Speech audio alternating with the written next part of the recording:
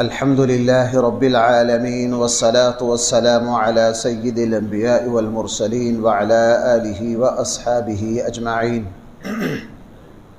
أما بعد رمضان اور قرآن کریم ان دونوں کا آپس میں بہت زیادہ تعلق ہے۔ اسی لیے اللہ تعالیٰ نے ہر نبی کو جب بھی کوئی کتاب یا چھوٹا صحیفہ عطا کیا وہ رمضان المبارک ہی میں عطا کیا، بلکہ رمضان کی برکتوں میں سے ایک برکت یہ ہے کہ اس مہینے کا خاص تعلق ہے قرآن کریم سے۔ شہر رمضان الذی انزل فیہ القرآن۔ 1400 سالوں سے ہمارے اسلاف کا طریقہ یہ رہا کہ جیسے ہی رمضان المبارک کا مہینہ آتا تو قرآن کریم سے ان کا تعلق بہت زیادہ بڑھ جاتا۔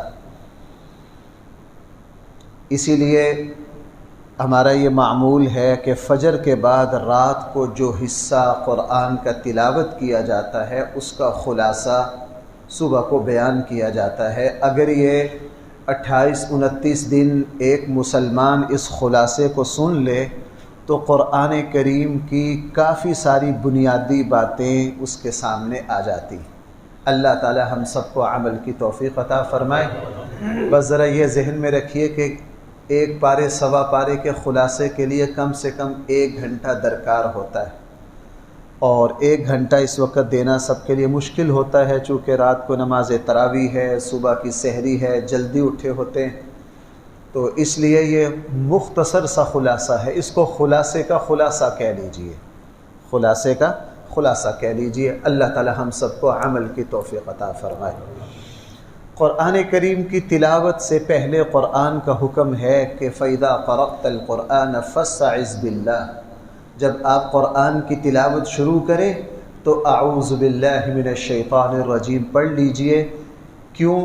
اس لیے کہ ہر نیک عمل کو جب کوئی مسلمان شروع کرتا ہے شیطانی قوتیں بہت زور لگاتی ہیں کہ اس مسلمان کو نیک عمل سے ہٹایا جائے، اور قرآن کریم سب سے بڑا نیک عمل ہے۔ حکم ہے کہ جب قرآن کی تلاوت کرو تو اللہ کی پناہ میں آ جاؤ تاکہ شیطان تمہاری اس نیکی میں کوئی خرابی پیدا نہ کر سکے۔ ویسے بھی انسان جب بھی کسی گھر میں رہائش اختیار کرتا ہے سب سے پہلے اس کی اچھی طرح صفائی کرواتا ہے، اس کے بعد رہتا ہے۔ گھر صاف نہ ہو تو انسان وہاں رہتا نہیں۔ صاف ستھرا خالص دودھ گندے برتن میں ڈالا جائے تو گندا ہو جاتا ہے، وہ بھی پھٹ جاتا ہے، خراب ہو جاتا ہے۔ اس لیے شریعت کا حکم ہے کہ قرآن کی تلاوت سے پہلے اعوذ باللہ من الشیطان الرجیم پڑھ کے اپنے دل و دماغ کو صاف ستھرا کر لو تاکہ قرآن کی برکتیں تمہارے دل و دماغ پر اچھی طرح اتر سکیں۔ اس کے بعد مسلمان بسم اللہ الرحمن الرحیم پڑھتا ہے۔ کافروں کی عادت تھی کہ ہر اچھے کام سے پہلے اپنے بتوں کا نام لیتے تھے۔ اسلام نے حکم دیا کہ تم ہر اچھے کام سے پہلے بھائی کس کا نام لو؟ اللہ کا۔ چونکہ اللہ کا نام لینا نبی کریم صلی اللہ علیہ وسلم نے فرمایا ہر کام سے پہلے اللہ کو یاد کرو گے تو اللہ تعالیٰ تمہارے اس کام کو آسان کر دیں گے۔ مسلمان ہر اچھے کام سے پہلے بسم اللہ الرحمن الرحیم پڑھ کر اللہ کی بارگاہ میں یہ درخواست کرتا ہے کہ اے اللہ اس کام کو سلیقے سے اچھی طرح انجام دینے میں میری مدد فرمائیے۔ اور بسم اللہ الرحمن الرحیم اور اس کے بعد سورہ فاتحہ ہے۔ سورہ فاتحہ بھی الرحمن الرحیم ہے۔ چونکہ یہ قرآن کی تلاوت کرنے سے پہلے بسم اللہ پڑھا جاتا ہے، دونوں میں اللہ جل جلالہ کا وہ نام ہے جو اللہ کے مہربان ہونے پر دلالت کرتے ہیں، تاکہ جب بھی کوئی شخص اس کتاب کو پڑھے اس کو پتہ چل جائے یہ اس ذات کی کتاب ہے جو مجھ پر بہت مہربان، جو مجھ پر بہت رحم کرنے والا ہے۔ میں کسی ظالم و جابر کی کتاب نہیں پڑھ رہا ہوں، میں اس اللہ کی کتاب پڑھ رہا ہوں جو مجھ پر بہت مہربان ہے۔ سورہ فاتحہ جو ہے یہ پورے قرآن کریم کا خلاصہ ہے، چہرہ ہے، صدر دروازہ ہے۔ اس لیے پورا قرآن سورہ فاتحہ اجمال ہے، پورا قرآن کریم اس کی تفصیل ہے۔ سورہ فاتحہ اگر آج کا مسلمان صرف اپنی نماز میں، بھائی ہر رکعت میں سورہ فاتحہ پڑھی جاتی ہے کہ نہیں؟ امام پڑھتا ہے، مقتدی سنتے ہیں، اگر اکیلے پڑھ رہے ہیں تو ہر کوئی پڑھ رہا ہے۔ اگر ہم سورہ فاتحہ کو سمجھ کر پڑھیں اس اور سورہ فاتحہ کے مضمون کو اپنے ایمان کا حصہ بنا لیں، تو میں سچ بات آپ سے عرض کرتا ہوں کہ آج کے مسلمان کی ایمانی کیفیات اور عملی زندگی پتہ نہیں ترقی کی کس معراج پر پہنچ جائے۔ سورہ فاتحہ میں ہے الحمدللہ رب العالمین، ساری تعریفیں بھائی کس کی ہیں؟ اللہ کی ہیں۔ چونکہ جب بھی کوئی کاریگری انسان دیکھتا ہے تو کاریگر کے کمالات اس کے ذہن میں آتے ہیں۔ بنی ہوئی چیز کو انسان جب دیکھتا ہے اس کی توجہ بنانے والے کی طرف جاتی ہے۔ چونکہ یہ ساری جو مخلوق ہے یہ خود سے نہیں بنی، اس کو کسی کاریگر نے بنایا ہے۔ اس کاریگر کا نام بھائی کیا ہے؟ اللہ تعالی۔ تو اس لیے ہمارے اندر جتنی خوبیاں ہیں وہ ذاتی نہیں ہیں۔ دیکھو بھائیو، ذاتی خوبیوں میں تبدیلی نہیں آتی۔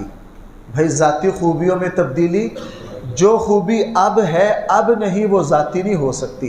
ہم آج جوان ہیں، 15-20 سالوں کے بعد بوڑھے ہو جاتے ہیں، آج موجود ہیں کل قبر میں چلے جاتے ہیں، اور آج ہمارا حافظہ کمزور ہے کل کو کمزور ہو جاتا ہے، آج جوانی چہرہ خوبصورت ہے کل کو بڑھاپا آ جاتا ہے۔ تو ہماری یہ جو خوبیاں تبدیل ہوتی ہیں یہ علامت ہے اس بات کی کہ یہ ہماری ذاتی نہیں ہے، یہ کسی کی دی ہوئی ہیں۔ جس نے ہمیں دی ہے وہ ہمارا رب ہے، تو تعریف کے قابل بھی وہ ہے۔ ایک مسلمان ہر نماز میں یہ کہتا ہے اے میرے اللہ، اس پوری دنیا میں جتنے کمالات و خوبیاں ہیں وہ ساری کی ساری اے میرے اللہ کس کی ہیں؟ آپ کی ہیں۔ الحمدللہ کا معنی یہ ساری تعریفیں اس اللہ کے لیے جو سارے جہانوں کو پالتا ہے۔ انسان ایک جہان ہے، فرشتے دوسرا، ہر مخلوق کا جہان الگ ہے۔ جتنی مخلوقیں ہیں اتنے ہی جہان ہیں۔ اس لیے قرآن نے فرمایا سارے جہانوں کو پالنے والی ذات اللہ کی ہے۔ الرحمن الرحیم میں نے ابھی عرض کر دیا۔ مالک یوم الدین، وہ قیامت کے دن کا مالک ہے۔ قیامت کے دن کا مالک کون ہے؟ اللہ تعالی۔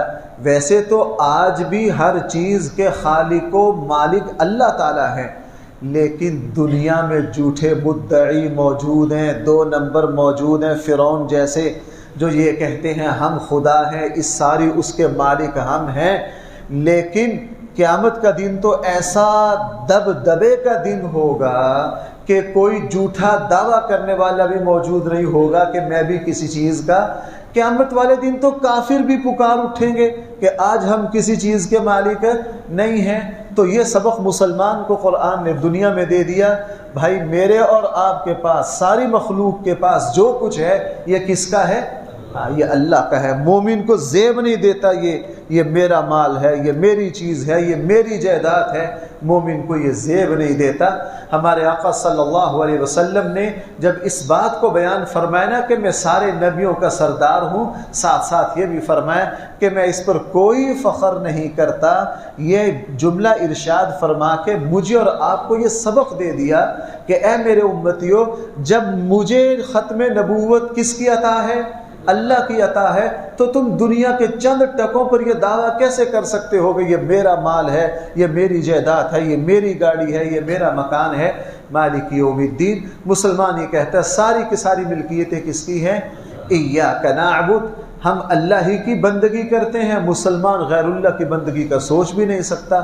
اور بھائی چونکہ اس دنیا میں ہمارے دائیں بائیں محتاجگیاں ہیں، اور جو بندہ محتاج ہو اس کو یہ زیب نہیں دیتا وہ مدد بھی کسی محتاج کی مانگے۔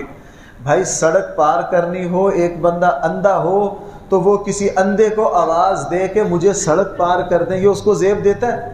اندھا اندھے کو سڑک پار کروا سکتا ہے؟ تو بھائی ہم خود محتاج ہیں، اور دنیا میں امیدیں بھی وابستہ کر لیتے ہیں محتاجوں سے۔ خود محتاج ہیں، امیدیں وابستہ کر لیتے ہیں کس سے؟ جو ہم سے زیادہ محتاج ہیں۔ قرآن نے سبق سکھایا ایاک نعبد و ایاک نستعین، اے اللہ ہم محتاج ہیں لیکن ہم مدد اس ذات سے مانگتے ہیں جو کسی کی محتاج نہیں ہے۔ اور آگے فرمایا اہدنا الصراط المستقیم، ہمیں سیدھی راہ دکھا۔ بھائی انسان کا پتہ نہیں چلتا کب پٹری سے اتر جاتا ہے۔ جیسے جو حضرات گاڑی چلاتے ہیں، تیز گاڑی روڈ پر بھاگ رہی ہو 100 کی سپیڈ میں، تو معمولی آنکھ جھپکنے کی بقدر غفلت ہو جائے تو گاڑی کہاں سے کہاں پہنچ جائے گی، حادثہ ہو جائے گا۔ گاڑی کا حادثہ اتنی جلدی نہیں ہوتا، انسان جتنی جلدی پٹری سے اتر جاتا ہے، چونکہ اس کے وسوسے، اس کے دل کے خیالات، اس کے دماغ کے سوچنے کی رفتار بہت تیز ہے، یہ منٹوں میں جنت کے دروازے سے جہنم کے دروازے پر جا کھڑا ہوتا ہے۔ اس لیے اس کو سبق دیا گیا، ہر وقت یہ مانگتے رہو اہدنا الصراط المستقیم، اے اللہ ہمیں کیا دکھاتے رہیں؟ ہم علم اور عمل کی کسی بھی معراج پر پہنچ جائیں، اے میرے اللہ، اے میرے اللہ ہماری دستگیری فرما، کبھی ہم سیدھی راہ سے اتر۔ دنیا کے بڑے بڑے گمراہ مرزا قادیانی جیسے بدبختوں کی زندگیاں پڑھ کے دیکھ لیں، شروع میں یہ کیا تھے اور بعد میں یہ کہاں پہنچ گئے، چونکہ گمراہی کے راستے پر چلے گئے۔ ہم قدم قدم پر دعا مانگتے ہیں، اے اللہ ہم سب کو گمراہی سے بچا اور سیدھے راستے پر چلا، جو راستہ ہے انبیاء علیہم السلام کا۔ اور سورہ فاتحہ میں ہم یہ بھی کہتے ہیں، اے اللہ ہم یہودیوں کے طریقے پر نہیں چلیں گے کیونکہ آپ کا غضب ہوا ہے ان پر، آپ گمراہ یعنی عیسائیوں کے راستے پر نہیں چلیں گے۔ تو بھائی سورہ فاتحہ مجھے اور آپ کو یہ سبق دیتی ہے کہ ہم اپنی عملی زندگی میں یہود و نصارہ کے طریقوں پر نہیں چلیں گے۔ آج کا مسلمان نماز میں کھڑا ہو کے پڑھ رہا ہوتا ہے غیر المغضوب علیہم ولا الضالین، اے اللہ میں یہودی اور عیسائیوں کے طریقوں پر نہیں چلوں گا، اور نماز پڑھ کے بعد کہتا ہے جناب میرے بیٹے کی سالگرہ ہے، سالگرہ کے لیے ہم نے فلاں شادی ہال بک کروایا ہے، اس سے کوئی پوچھے یہ جو سالگرہ ہے یہ تو عیسائیوں کا طریقہ ہے، نماز میں تو کیا کہ آئے ہو کہ اے اللہ میں عیسائیوں کے طریقے پر نہیں چلوں گا۔ اب ماشاءاللہ اس نوجوان نے لباس پہن رکھا ہے، لباس یہاں تک کہ بازو ننگے ہیں، اور اس کی جو شرٹ ہے اس کے اوپر تصویر ہے، اور اس کے بال جو ہیں وہ مسلمانوں والے نہیں ہیں، اس کا ظاہری حلیہ بیہودہ ہے، اور کھڑا ہو کے کہہ رہا ہے غیر المغضوب علیہم ولا الضالین، اے اللہ میں یہودی اور عیسائیوں کے طریقے پر نہیں چلوں گا۔ اللہ کہیں گے بندے کیا مذاق کر رہے ہو، ان کے حلیے میں کھڑے ہو کے ہمیں کہہ رہے ہو، عیسائیوں کے حلیے میں کھڑے ہو کے ہمیں کہہ رہے ہو کہ عیسائیوں کے حلیے میں، پہلے اپنا حلیہ تو ٹھیک کر لو، اپنا حلیہ تو۔ میں یہ بات اکثر سناتا ہوتا ہوں، پاکستان کے میرے استاد ہیں، مذہبی امور کے وزیر رہے ہیں، اب دنیا سے رخصت ہو گئے ہیں۔ اللہ نے اتنا علم دیا تھا، جس موضوع پر گفتگو کے لیے کھڑے ہوتے تھے بڑے بڑے شیوخ الحدیث اپنے آپ کو طفل مکتب سمجھتے تھے ان کے سامنے، لیکن ان کا ظاہری حلیہ بہت جدید، پینٹ شرٹ پہنتے تھے، ظاہری حلیہ۔ ہمیں ترمذی کا سبق پڑھایا، کس کتاب کا؟ ترمذی کا سبق پڑھایا۔ بڑے بڑے وہ استاد جنہوں نے 40 سال ترمذی شریف پڑھائی ہے، ان کو سبق پڑھانے کے لیے تشریف لائے، جدید حلیہ، جدید لباس، اور علم حدیث پر ایسی گفتگو کی کہ بڑے بڑے اساتذہ اشش کر اٹھے۔ جب ختم ہوا تو ہمارے ایک بہت بڑے عالم دین تھے، اب تو یہ دونوں رخصت ہو گئے، وہ خوشی میں جلدی سے اٹھے، ان کے ہاتھ چومے، معانقہ کیا، اور سب کے سامنے ایک جملہ کہا حضرت سبق آپ کا بہت اعلیٰ ہے، لیکن تذکرہ یار بشکل غیر اس نے بڑی تکلیف دی ہے۔ کون سمجھا میری بات؟ حضور کا تذکرہ، حضور کے حلیے میں آپ نہیں ہیں۔ تو یہ جو استاد تھے ان کو بڑا دھچکا لگا، فوراً کہا آئندہ میں اس حلیہ میں نہیں رہوں گا، اپنے حلیہ کو تبدیل کروں گا، اپنے حلیہ کو کیا کروں گا۔ بہرحال بھائی آگے سورہ بقرہ ہے، الف لام میم سے شروع ہو رہی ہے، حروف مقطعات ہیں، ان کا کوئی معنی نہیں ہے، نہیں ان کا معنی ہے ہمیں پتہ نہیں ہے، یہ ایک راز ہے، اللہ ہی اس کا معنی جانے، اس کے معنی کا کسی کو کوئی پتہ نہیں ہے، اللہ کے علم میں ہے۔ یہ ایسی کتاب ہے اس میں کسی طرح کا شک و شبہ نہیں ہے، شک و شبہ نہیں ہے۔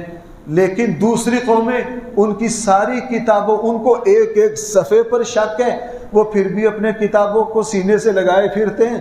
یہ مسلمان، دنیا میں مسلمان ایک کتاب کو لہرا سکتا ہے کہ اس کے ایک لفظ پر بھی کسی طرح کے شک اور شبہ کی گنجائش نہیں ہے۔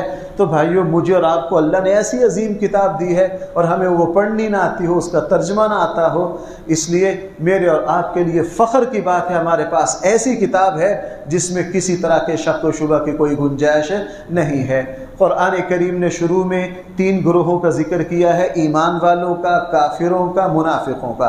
ایمان والوں کے بارے میں فرمایا یہ غیب پر ایمان لاتے ہیں۔ بھائی کس پر ایمان لاتے ہیں؟ اللہ تعالیٰ خود غیب میں ہے، جنت، جہنم، فرشتے، عذاب قبر، میدان محشر، یہ ساری چیزیں غیب میں ہیں، ہم نے نہیں دیکھی۔ ایمان نام اس کا ہے کہ اللہ اور اس کے رسول کی بات کو مان کر ہم ایمان لائیں، یہی اصل ایمان ہے۔ اگر دیکھ کر ایمان لائیں تو بھائی یہ ایمان نہیں ہے، یہ اپنی آنکھوں پر اعتماد کرنا ہے۔ کس پر اعتماد کرنا ہے؟ اپنی آنکھوں پر اعتماد۔ اگر کوئی سن کر ایمان لائے تو یہ اپنے کانوں پر اعتماد کرنا ہے۔ اصل ایمان کیا ہے؟ ہم اپنے کانوں پر، اپنی زبان پر کوئی اعتماد نہیں کرتے، ہم اعتماد کرتے ہیں کس پر؟ میں نے ایک بندے سے ایک بڑی زبردست بات سنی، مجھے بڑا مزہ آیا کہ اس بندے نے کیسے ایمان، وہ عالم تھے۔ ایک دن ان کے سامنے، میں بھی وہاں موجود تھا، کافی ساری کھجوریں، کافی طرح کی کھجوریں پیش کی، اس میں اجوا کھجور بھی تھی۔ انہوں نے اجوا نہیں کھائی، دوسری کھائی۔ میں نے ان سے کہا آپ اجوا نہیں کھاتے؟ کہنے لگے مجھے پسند نہیں ہے، مجھے پسند نہیں ہے۔ آپ سارے جانتے ہیں کہ اجوا کی فضیلتیں صحیح احادیث میں سب سے زیادہ ہیں۔ ساتھ ہی کہنے لگے کہ مجھے اجوا کا ذائقہ پسند نہیں، مجھے اجوا پسند نہیں، لیکن میں اپنے ذائقے کو بھی جھٹلاتا ہوں، اپنی پسند کو بھی جھٹلاتا ہوں، اور ساتھ ساتھ یہ بھی کہتا ہوں کہ اجوا ہی افضل ہے، اگرچہ مجھے پسند دوسری ہے۔ کیوں؟ اجوا کی فضیلت میرے آقا نے بیان کی ہے، میں اللہ کے نبی کی حدیث کے سامنے اپنے آپ کو بھی جھٹلاتا ہوں، اپنے ذائقے کو بھی۔ میں نے کہا اس نے کیسی زبردست ایمان کی بات کہی ہے۔ ہم اللہ، غیب یہ ہے، ہم نے کچھ نہیں دیکھا لیکن آنکھوں سے دیکھ لے، ہمیں اس کی کوئی ضرورت ہے۔ میں ایسے موقع پر حضرت حسن بصری کا ایک ارشاد سنایا کرتا ہوں۔ حضرت حسن بصری نے ایک مرتبہ فرمایا تھا، اگر میں جنت کو دیکھ لوں، جہنم کو دیکھ لوں، تو میرے ایمان میں بال کے اللہ کو دیکھ لوں، میرے ایمان میں بال کے برابر بھی اضافہ نہیں ہوگا۔ لوگوں کو یوں لگا کہ شاید غرور کی بات کر رہا ہے، اتنا بڑا عالم ہے، اپنے غرور کی بات کر رہا ہے کہ میرا ایمان میں۔ لوگوں نے کہا حضرت یہ کیا بات، اللہ کو دیکھ کر بھی آپ کا ایمان نہیں بڑھے گا، آپ کیسے بندے؟ کہنے لگا بالکل نہیں بڑھے گا، اس لیے کہ اللہ کو اگر میں ان آنکھوں سے دیکھوں تو میں اپنے نبی پر اپنی آنکھوں سے زیادہ بڑا ایمان رکھتا ہوں، تو میں آنکھوں سے دیکھ کر کیا کروں گا؟ میرے نبی نے جو کہہ دیا میرا اس پر کیا ہے؟ ایمان ہے۔ یقیمون الصلاۃ، وہ نماز کو قائم کرتے ہیں جیسا شریعت کا حکم ہے، ومما رزقناہم ینفقون، اور جو کچھ ہم نے دیا ہے اس میں سے خرچ کرتے ہیں، سارے آسمانی کتابوں کو مانتے ہیں۔ اور قرآن نے یہاں شروع میں ہی ختم نبوت کا بھی ذکر کر دیا کہ وہ حضور پر بھی، قرآن پر بھی ایمان لاتے ہیں، اور قرآن سے پہلے اترنے والی کتابوں پر بھی کیا لاتے ہیں۔ ہمارے صبح کے درس میں یہ بات میں نے کئی مرتبہ تفصیل سے بیان کی ہے۔ حضور علیہ السلام کے ذکر کے ساتھ جب پہلے نبیوں کا ذکر آتا ہے تو قرآن یہ کہتا ہے ہم نے آپ پر بھی فضل کیا اور آپ سے پہلے نبیوں پر بھی ذکر کیا۔ پورے قرآن میں کہیں یہ بات نہیں ہے کہ نبی جی ہم نے آپ پر بھی فضل کیا، آپ سے پہلوں پر بھی کیا، آپ کے بعد والوں پر بھی فضل کیا۔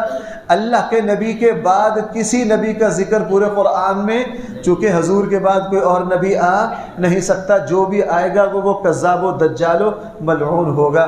اور قرآن کریم نے کافروں کا ذکر کیا، چونکہ یہ ضدی ہیں، یہ ہڈ درم ہیں، اللہ نے ان کے کفر پر مہر لگا دی۔ جو بندہ کسی گناہ پر، غلط بات پر ضد کرتا ہے، اڑ جاتا ہے، تو اللہ جل جلالہ اس کے اندر حق کو قبول کرنے کی صلاحیت کو ختم کر دیتے ہیں۔ اپنے آپ کو ضد سے بچانا، تعصب سے بچانا، اور بھائی تیسرے گروہ منافقین کا ذکر کیا، یہ اللہ اور اس کے رسول کو دھوکہ دیتے تھے اور یہ کہتے تھے ہم سے زیادہ عقل مند کوئی نہیں، ہم نے مسلمانوں کو بھی راضی کر لیا، ہم نے کافروں کو بھی راضی کر لیا۔ مسلمانوں کے پاس آ کر کہتے ہم تمہاری پارٹی میں ہیں، کافروں کو جا کے کہتے ہم تمہارے ساتھ ہیں۔ قرآن کریم کہہ رہا ہے جو منافقت اختیار کرتا ہے وہ سمجھ یہ رہا ہوتا ہے میں دوسروں کو دھوکہ دے رہا ہوں، حقیقت میں وہ دھوکہ کس کو دے رہا ہوتا ہے؟ اور بھائی یہی سے یہ سمجھ میں آ گیا جو ریاکار ہو، بھائی جو کیا ہو، ریاکار ہو، دکھلاوا کرتا ہو، وہ دوسروں کو سمجھ یہ رہا ہے میں دوسروں کو دھوکہ دے رہا ہوں، حقیقت میں وہ اپنے آپ کو دھوکہ دے رہا ہے۔ اور بھائی قرآن کریم نے پہلے پارے میں کافروں کے ایک اعتراض کا ذکر کیا۔ کافر کہتے یہ کیسی اللہ کی کتاب ہے جس میں مچھر کا بھی ذکر ہے، مکھی کا بھی ذکر ہے۔ قرآن کریم نے ارشاد فرمایا ہم جو مثال دیتے ہیں، مثال تو ایک مثال مقصد نہیں ہوتی بھائی، مثال مقصد نہیں ہوتی، مثال جس بات کو سمجھانے کے لیے دی جاتی ہے وہ مقصد ہوتا ہے۔ اس لیے چونکہ کافروں کو قرآن سے ضد تھی تو مکھی اور مچھر کی مثال پر بھی اعتراض کر دیتے تھے۔ اور بھائی قرآن کریم نے پہلے بارے میں ایک یہ بات ارشاد فرمائی ہے ہم نے ایسی کتاب تمہیں دی ہے اس کی کوئی نقل نہیں لا سکتا، اس کی کوئی نقل نہیں لا سکتا۔ پوری دنیا میں 2 دن سے مسلمان حفاظ مسلوں پر کھڑا ہو کر سنا رہے ہیں، تو جناب یہودی کھڑے ہوں، عیسائی کھڑے ہوں، ہندو کھڑے ہوں، سکھ کھڑے ہوں، نشر کریں کہ جس طرح زبانی تمہارے حافظ اپنی کتاب سنا رہے ہیں لو ہمارے بھی سنا رہے ہیں، کوئی یہ چیلنج کر سکتا ہے؟ سوال ہی پیدا نہیں ہوتا۔ اور بھائی قرآن کریم نے پہلے پارے میں فرمایا ہم نے آدم علیہ السلام اور انسان کو اپنا خلیفہ بنایا۔ خلیفہ کسے کہتے ہیں بھائی ذرا سمجھ لیں، خلیفہ کہتے ہیں جو اصل کے حکموں کو زمین پر نافذ کرے۔ نائب کسے کہتے ہیں؟ جو اصل کے حکموں کو زمین پر کیا کرے؟ اللہ تعالیٰ نے فرمایا ہم نے تمہیں زمین پر خلیفہ بنایا ہے، یعنی تم نے اللہ کے حکموں پر خود بھی عمل کرنا ہے اور ان کو اللہ کی زمین پر نافذ بھی کرنا ہے۔ ہماری 2 ذمہ داریاں ہیں، نیک عمل خود کرنا اور دوسروں کو نیک عمل کی دعوت دینا، اور جو صاحب اقتدار ہو وہ قانون کے ذریعے اللہ کے حکموں کو اللہ کی زمین پر نافذ کرے۔ قرآن کریم نے پہلے پارے میں جب فرشتوں نے اعتراض کیا کہ آپ انسان کو اپنا خلیفہ بنا رہے ہیں، اللہ تعالیٰ نے سب کو بلا کے علم کی باتیں، پہلے دن علمی سبق پڑھایا، اگلے دن جب سنا تو فرشتے وہ سبق سنا نہ سکے۔ بھائی وہ سبق کس نے سنایا؟ صرف آدم علیہ السلام نے۔ اللہ نے آدم الاسماء کلھا، صحت، بیماری، تندرستی، زمین، آسمان، یہ جو کائنات کی مرکزی مخلوق ہے نا، ان سب کے نام اللہ نے پڑھ کے سنائے، ان سب کے نام اللہ نے پڑھ کے سنائے۔ اگلے دن کہا سناؤ سبق، فرشتوں کو سبق یاد نہیں ہوا، سبق سنایا کس نے؟ آدم علیہ السلام نے۔ اللہ جل جلالہ نے علم کے ذریعے فرشتوں پر ثابت کر دیا کہ میری خلافت کا اہل یہ ہے، تم نہیں۔ اس سے ابن آدم کو سبق دے دیا تم اللہ کے خلیفہ اس وقت تک ہی بن سکتے ہو جب تک تمہارا علم کامل ہو۔ بھائی اس بات کو سن لو اچھی طرح، جب تک کیا ہو تمہارا؟ آج لوگ 2-4 نمازیں پڑھ کے اپنے آپ یہ سمجھنے لگ جاتے ہیں کہ ہم علم والوں سے بھی آگے نکل گئے۔ ہم عبادت جو ہے وہ شیطان منٹوں میں برباد کر دیتا ہے، عبادت کو، عبادت کوئی مسئلہ نہیں رکھتا۔ اس لیے شیطان نے خود کہا کہ عابدین کو گمراہ کرنا، جاہلوں کو گمراہ کرنا میرے لیے کوئی مسئلہ نہیں ہے۔ تو بھائی مجھے اور آپ کو جو خلافت ملی وہ کس وجہ سے ملی؟ علم کی وجہ سے۔ اور علم حاصل کرنے میں لگے رہنا، ہر وقت اپنے علم کو بڑھانا۔ اگر جہالت آ گئی تو ہم شیطان کے ہتھے چڑھ گئے۔ قرآن کریم نے آدم علیہ السلام کا اور شیطان کا ذکر کیا۔ آدم علیہ السلام کو شیطان نے ایک چکر دیا اور اللہ تعالیٰ نے جس پھل کو کھانے سے منع کیا تھا، آدم علیہ السلام غلطی سے وہ پھل کھا بیٹھے اور اللہ جل جلالہ نے زمین میں اتار دیا۔ جیسے ہی زمین پر آئے تو ہمارے سامنے 2 کردار آئے، ایک شیطان کا، ایک آدم کا۔ شیطان نے سجدے سے انکار کیا، اس غلطی پر ڈٹ گیا۔ آدم علیہ السلام سے غلطی ہو گئی تو اللہ تعالیٰ سے کیا کہا؟ ربنا ان ظلمنا انفسنا وان لم تغفر لنا۔ دیکھو بھائیو، بظاہر بس سننا ذرا ایک بات بھائی، یہ رمضان میں ہمارے کام آئے گی۔ دیکھنے میں آدم کی غلطی بڑی ہے، شیطان کی چھوٹی ہے۔ کیوں؟ شیطان اللہ کا خلیفہ اور آدم کیا ہے؟ اللہ کا۔ شیطان کو اللہ نے اپنی بارگاہ سے نکال دیا، آدم علیہ السلام کو جنت دے دی، خلیفہ بھی بنا دیا، جنت بھی دے دی، تو اللہ نے کس کو اپنے زیادہ قریب کیا، شیطان کو یا آدم کو؟ آدم کو۔ لیکن آدم علیہ السلام سے بھول ہو گئی، دیکھنے میں آدم کی غلطی بڑی ہے، لیکن اللہ تعالیٰ نے آدم علیہ السلام کو فوراً معاف کر دیا۔ یہ نہیں دیکھا کہ آدم کی غلطی بڑی ہے، اللہ نے شیطان کی غلطی کو معاف نہیں کیا۔ فرق کیا ہے؟ شیطان نے غلطی کی، بظاہر وہ چھوٹی ہے، لیکن شیطان نے نہ اپنی غلطی مانی، اپنی غلطی پر ڈٹ گیا۔ اللہ جو بندہ گناہ کر کے گناہ پر ڈٹ جائے، وہ گناہ چھوٹا بھی ہو، اللہ تعالیٰ پھر بھی اس کو معاف نہیں کرتے۔ بظاہر دیکھنے میں آدم علیہ السلام کی غلطی بڑی تھی، لیکن جیسے ہی غلطی ہو گئی، آدم علیہ السلام نے اپنے آپ کو قصوروار سمجھا، اللہ تعالیٰ سے معافی مانگی۔ اللہ تعالیٰ نے ہمارے ابا کی غلطی معاف کر کے ساری اولاد آدم کو سبق دے دیا، اے میرے بندو، اس وقت تک وہ گناہ اور غلطی بڑی نہیں ہو سکتی جب تک تم مجھ سے معافی مانگو گے، میں تمہاری بڑی سے بڑی غلطیوں کو کیا کر دوں گا؟ معاف کر دوں گا۔ اس لیے میں نے اور آپ نے اپنے والد حضرت آدم کی روش پر اور سنت پر چلنا ہے، نہ کہ شیطان کی روش پر۔ اور بھائی قرآن کریم نے پہلے پارے میں کئی رکوعوں میں بنی اسرائیل کا ذکر کیا۔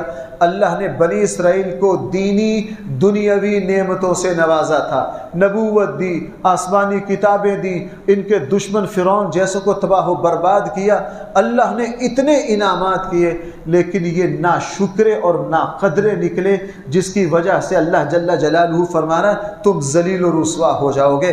اور بھائی آج کی نوجوان نسل کو اللہ سمجھائے، جو بھی ناشکری پر آتا ہے، ناقدری پر آتا ہے، اللہ اس کو ذلیل کر دیتے۔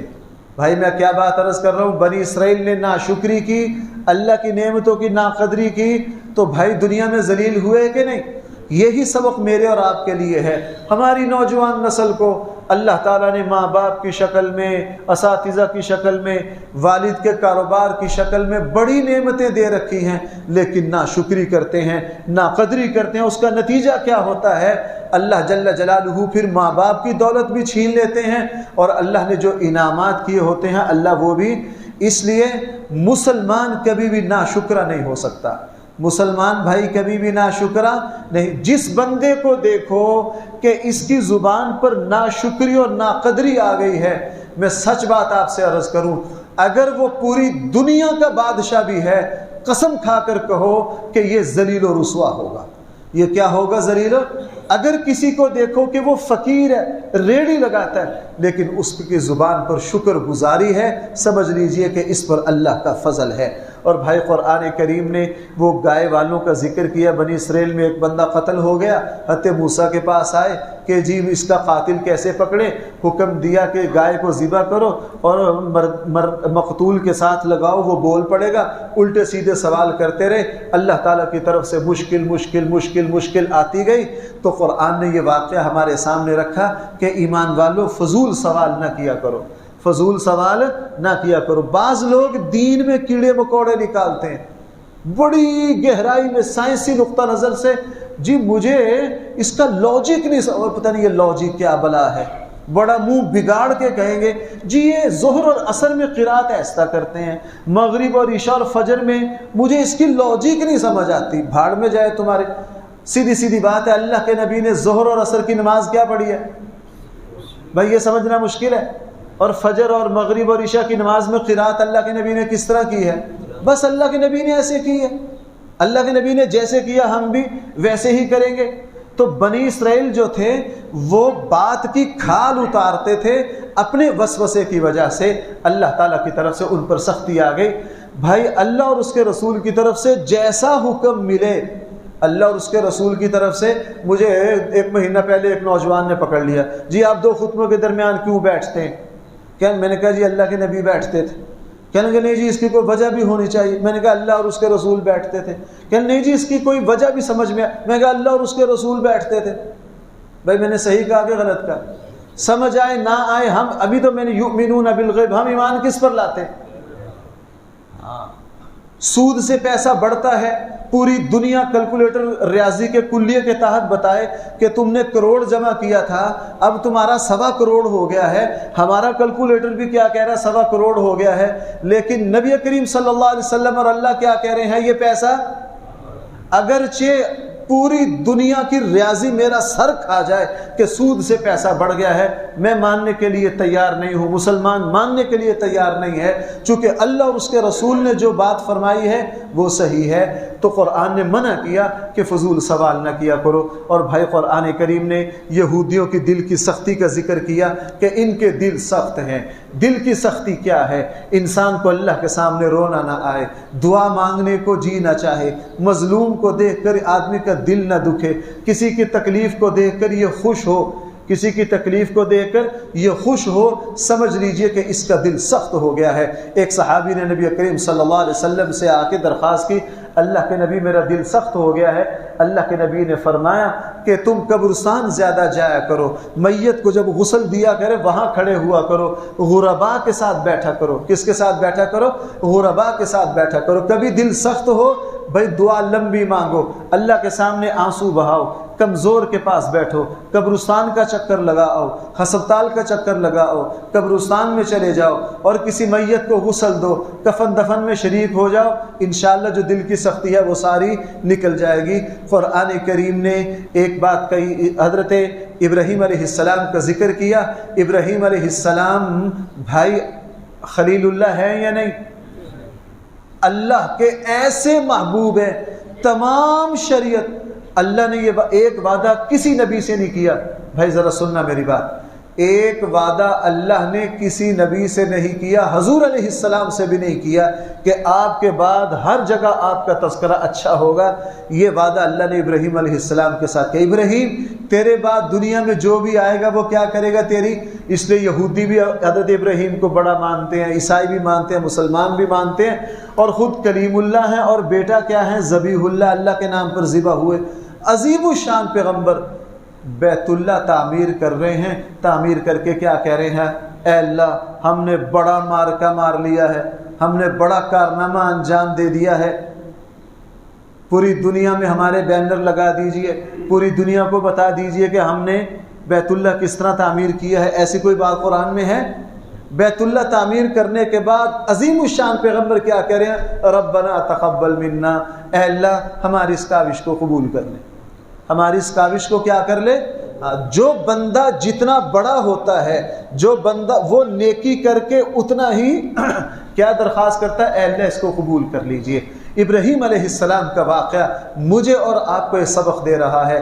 ہم روزہ رکھیں گے، نماز تراویح پڑھیں گے، تہجد پڑھیں گے، ساری رات جاگیں گے، اعتکاف بیٹھیں گے، شب قدر کو تلاش کریں گے، سب کچھ کرنے کے بعد بھائی اس کو ایک بال کے برابر بھی سمجھنا ہے کہ نہیں سمجھنا؟ بھائی بولو، آپ تو سو گئے ہو سارے، میں تو نہیں سو سکتا یار، آپ تو تھوڑا تھوڑا سو سکتے ہو، توجہ رکھو، بس 1-2 منٹ کی بات ہے۔ اتنی بڑی نیکی کرنے کے بعد کیا کہہ رہے ہیں؟ اے اللہ اس کو قبول کر لیجئے۔ مومن جس بندے کو دیکھو نیکی کرنے کے بعد اس کو مشہور کرنے کے چکروں میں ہے، یہ اس کے ریاکار ہونے کی علامت ہے۔ جس نیکی کو کرنے کے بعد وہ شرمندگی سے آنسو بہا رہا ہے کہ اے اللہ اس کو قبول کر لیجئے، اصل نیکی وہ ہے۔ ابراہیم علیہ السلام کا واقعہ یہ بتا رہا ہے۔ اور بھائی دوسرے پارے کے شروع میں قبلہ کی تبدیلی کا ذکر ہے۔ اللہ جل جلالہ پہلے بیت اللہ کی طرف رخ کر کے نماز پڑھتے، مدینہ منورہ جا کے 17 مہینے بیت المقدس کی طرف رخ کر کے نماز پڑھی، پھر بیت اللہ کی طرف رخ کر کے نماز پڑھی، اور لوگوں نے بڑے اعتراض کیے۔ قرآن نے کہا نبی کے فیصلوں پر اعتراض کرنے والے بے وقوف ہیں۔ بھائی نبی کے فیصلے پر اعتراض کرنے والے کیا ہیں؟ تحویل قبلہ میں آزمائش تھی، کون حضور پر ایمان لایا ہے، کون نہیں لایا۔ ابھی میں عرض کر رہا ہوں جو اللہ اور اس کے رسول پر ایمان لایا ہے وہ تو نبی جو کریں گے ویسا ہی۔ وہ ایک مشہور بات ہے، حضرت حضور علیہ السلام خطبہ ارشاد فرما رہے تھے، کچھ لوگ دائیں بائیں آ کے کھڑے ہو گئے، اللہ کے نبی نے فرمایا تم کیا کرو، بیٹھ جاؤ۔ عبداللہ ابن مسعود بہت دور تھے اور وہی راستے میں بیٹھ گئے۔ اللہ کے نبی نے دیکھ لیا، بعد میں فرمایا ابن مسعود میں نے تو قریب والوں کو کہا تھا بیٹھ جاؤ، تم تو کافی دور تھے، تمہیں میں نے نہیں کہا تھا، تم کیوں بیٹھ گئے؟ تو حضرت عبداللہ ابن مسعود نے عرض کیا میری جرت نہیں ہوئی کہ اللہ کے حبیب کہیں بیٹھ جاؤ میں کھڑا رہوں، میں تو بیٹھ گیا۔ تحویل قبلہ میں آزمائش ہے، اللہ حکم ہے، اللہ اور اس کے رسول کی بات پر اعتراض ہے۔ اور بھائی قرآن کریم نے دوسرے پارے کے شروع میں فرمایا اگر تم مجھے یاد کرو گے میں تمہیں میں اس کا یوں ترجمہ کر سکتا ہوں، اے میرے بندو اگر تم میری پرواہ کرو گے میں بھی تمہاری پرواہ کروں گا، اگر میری پرواہ نہیں کرو گے تو بھائی اللہ تو بے نیاز ہے، اس کسی کی کوئی پرواہ نہیں ہے۔ اور آخر میں دوسرے پارے کے پاؤں میں قرآن کریم نے بار بار فرمایا ایمان والو رزق حلال کا اہتمام کرو، رزق حلال کا اہتمام کرو، رزق حلال کا۔ حرام کھانے کے ساتھ ساری زندگی بیت اللہ میں اعتکاف بیٹھے رہو، اللہ کو وہ بھی قبول نہیں ہے۔ علماء نے فرمایا حرام کھا کے عبادات اور نیکی اس طرح ہیں جس طرح زنگ آلودہ لوہے پر اعلیٰ سے اعلیٰ رنگ روغن کرنا۔ بھائی ایک لوہے کی چادر کو زنگ کھا گیا ہو، آپ قیمتی سے قیمتی روغن کے ذریعے اس کو چمکا سکتے ہیں؟ نہیں، کیوں؟ اس لوہے میں صلاحیت ہی نہیں ہے۔ اگر لوہا بالکل ٹھیک ہے، زنگ سے پاک ہے، ہلکا پھلکا رنگ روغن بھی کرو گے اس سے بھی چمک جائے گا۔ اگر رزق حلال ہے، رزق حلال کے ساتھ تھوڑی بہت فرائض کی ادائیگی اور عبادات بھی انشاءاللہ بڑا رنگ چڑھائیں گی۔ اور اگر سارا دن رشوت، ظلم، بے ایمانی، حرام کھانا اور ادھر سے جو چاہے یہ کرتا رہے، سجدے میں پڑا رہے، حرام کھانے کے ساتھ عبادت تربیت اپنا رنگ نہیں دکھاتی۔ اللہ تعالی ہم سب کو صحیح فہم عطا فرمائے۔ الحمدللہ رب العالمین والصلاة والسلام علی سید الانبیاء والمرسلین وعلی آلہ واصحابہ اجمعین۔ ربنا اتنا فی الدنیا حسنہ وفی الآخرہ